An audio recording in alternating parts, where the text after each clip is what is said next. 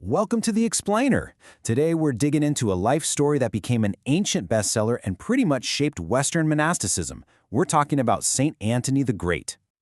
So how did a hermit living in the desert in the 4th century end up as one of the most famous Christian saints? And why is he so often pictured with a pig? Well, it's this incredible journey of faith, battling demons, and a really surprising twist involving medieval medicine. Let's get into it.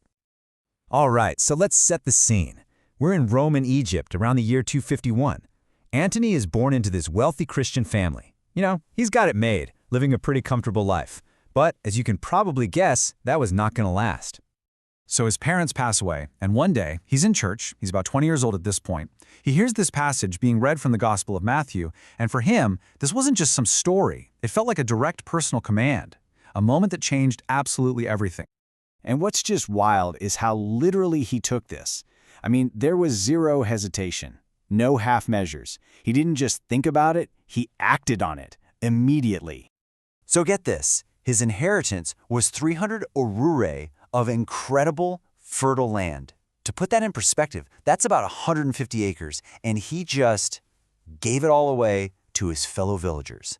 He sold everything else he owned, gave the money to the poor, made sure his sister was taken care of, and then just walked away from his entire life.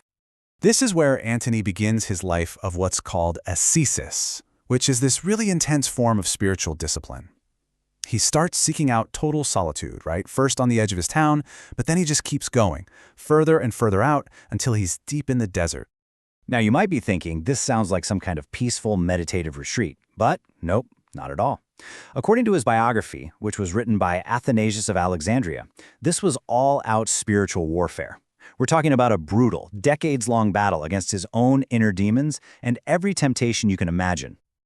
I mean, the guy was just relentlessly tormented. He was haunted by memories of his old, wealthy life, hit with visions of lust, and at one point, the story goes, he was physically beaten by demons in an old tomb. Like, beaten so badly he was left for dead. This was a full-on campaign designed to completely break his spirit. Okay, this is where it gets really interesting. The source material makes this fascinating comparison between this ancient Christian practice and something you might be more familiar with, Indian yoga. Now, obviously, the methods and the end goals are different, but at their core, both are about this idea of radical discipline, of mastering your body and your mind to reach a higher spiritual state. It's just a really cool, kind of unexpected link between two different paths to transcendence. So, after all that struggle, something pretty incredible happened. It led to this profound transformation. Think about this. Anthony spent 20 full years in complete isolation. He holed up in an abandoned Roman fort out in the desert. His friends would leave bread for him, but that was it. For 2 decades, he saw absolutely no one. So when he finally emerges, people are expecting, well, who knows what they were expecting, but they were stunned. He wasn't some withered, crazy old man.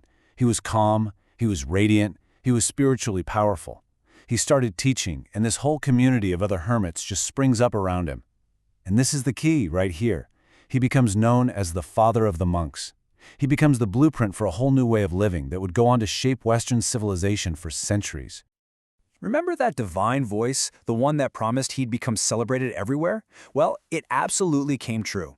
After he emerged from the desert, his reputation for being this incredibly wise and holy man just exploded. It spread all across the Roman Empire. I mean, even the Emperor Constantine had heard of him. Okay, so all of that brings us back to the big question, right? Where on earth does the pig come from? A hermit in the desert living on bread and water, there's just no obvious connection. Well, the answer is a really strange, fascinating story that doesn't even happen until centuries after he's gone.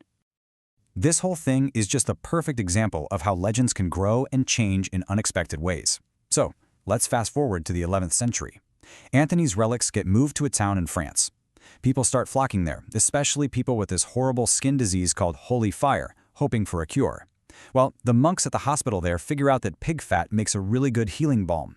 So they get special permission to raise pigs, and these pigs, wearing little bells so everyone knew they were special, were allowed to just wander around town. Over time, that image, the pig, which was just the source of the medicine, got completely tied to the saint himself. It just became his thing. And that disease, holy fire, we actually know it today as shingles. So it's this amazing full circle story. You have a guy who fled from the world to battle his own demons, and he ends up becoming this legendary healer of physical sickness, and even the patron saint of farm animals.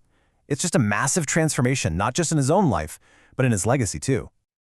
You know, when Antony's biographer described the world he was fleeing as noisy and sad, it sounds a lot like our world today, doesn't it? Which leaves us with a pretty powerful question to think about. In our own lives, with the constant noise and distractions, what could we accomplish? What demons could we conquer if we just dared to find a little bit of silence?